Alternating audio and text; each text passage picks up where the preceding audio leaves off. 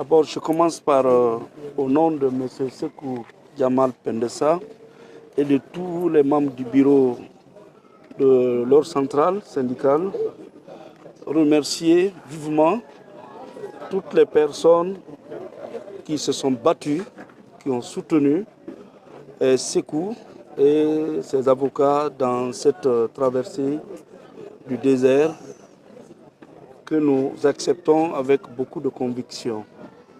Les journalistes, tous les défenseurs des droits de l'homme, toutes les personnes qui de près ou de loin se sont investies pour que ce procès puisse avoir lieu le plus rapidement que possible. Lorsque nous savions dans le passé, ce genre de dossier peut rester près de 8 mois, 9 mois sans qu'on ne parle de jugement.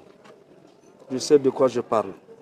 Maintenant, M. Sekou Jamal Pendessa est victime d'injustice et d'arbitraire. Je pense qu'il a opté pour défendre les libertés dans ce pays, la démocratie, l'état de droit, notamment la lutte contre l'absence d'Internet brutal dans notre pays, ainsi que les médias qui constituent le quatrième pouvoir, ce qui est incroyable. Toutes les luttes que nous avons menées ici depuis près de 20 ans, on ne pouvait jamais imaginer qu'après le 5 septembre, qu'on aurait vu des jours auxquels les médias, ou pendant lesquels les médias allaient être systématiquement bâillonnés, fermés hermétiquement, et alors que l'information est la sève nourricière de l'esprit. Donc Sekou Jamal était dans le viseur et il a été arrêté en lieu et place de plusieurs autres personnes et puis conduit devant le procureur, ainsi de suite, pour une dizaine d'infractions. Au finish, le doyen des juges n'a retenu qu'une seule infraction, la provocation directe à un attroupement non armé de nature à porter atteinte à l'honneur et à la dignité des citoyens, ce qui est faux et archi-faux. Parce que lorsqu'on prend l'article 34 et 35 de la charte de la transition elle-même, la liberté syndicale est consacrée, la liberté de la presse est consacrée, la liberté d'opinion est consacrée.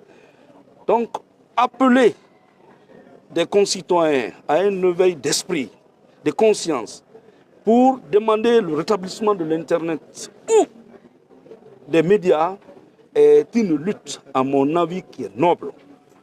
C'est une lutte qu'on ne peut pas réprimer par l'emprisonnement systématique, par les intimidations, par les menaces.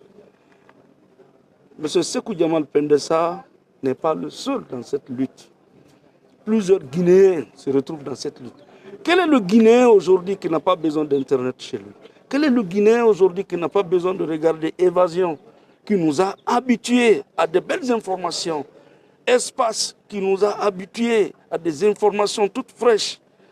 Joma Media, ce sont des organes de presse qui vont au tréfonds, qui vont même dans l'arrière-pays pour nous donner des informations très sûres. Nous avons aujourd'hui des enfants en famille, par exemple. Quand vous captez d'autres chaînes, mais ça ne les regarde pas. Leur préoccupation, qu'est-ce que Évasion a dit, qu'est-ce que Joma a dit, qu'est-ce que Espace a dit. Parce que là, c'est la nouveauté. Ce n'est pas l'ancienneté comme d'autres chaînes. Quand vous regardez ce qui s'est passé depuis 10 jours, ce qui passe aujourd'hui encore. La presse privée diffuse des informations toutes fraîches, limpides, propres. Donc on ne peut pas bâillonner la presse privée. Bon, de toutes les façons, hein, après la liberté est un combat de tous les jours.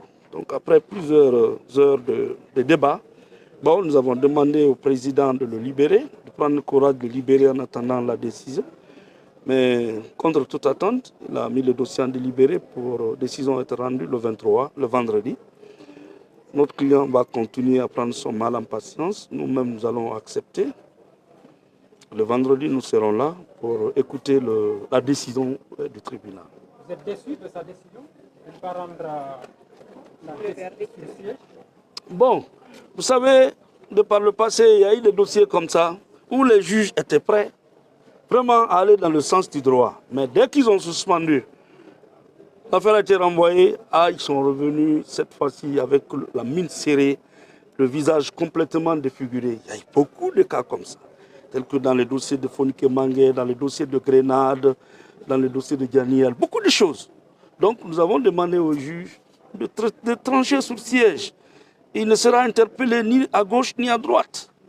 Bon, de toutes les façons, c'est un juge qui vient d'arriver. Mes confrères le font confiance. Moi également, je le fais confiance. Je ne suis pas dessus. C'est après sa décision que je pourrais me faire une opinion sur le point de départ par rapport à sa vision sur le droit et la liberté des citoyens dans la commune de Dixi. Et qu'est-ce que la décision vous inspire par rapport à la suite? Oui, mais est-ce qu'il y a eu d'espoir? Il ne faut pas prédire cette décision. Il ne faut pas qu'on anticipe les choses. Il aurait pu avoir le courage de le faire, de libérer Sékou aujourd'hui pour qu'on revienne ensemble ici le jour indiqué. Il y a eu des dossiers comme ça. Lorsqu'un opposant a dit ici, Alpha Condé, qu'il est un criminel ambulant et que dès qu'un Guinéen tombe, alors d'aller tuer les membres des familles des membres du gouvernement, il avait été arrêté. Nous sommes venus ici à la première audience, il a été remis en liberté. Le procès a continué. Donc ce n'est pas une fuite en avant, ce n'est pas une façon de se soustraire. Mais bon, le juge dans sa sagesse a estimé qu'il doit maintenir Pendessa en prison jusqu'au vendredi. Espérons que, contrairement au procureur qui a requis 6 mois alors qu'il n'y a d'emprisonnement, alors qu'il n'y a aucune infraction, ce jour-là, il sera relaxé purement et simplement.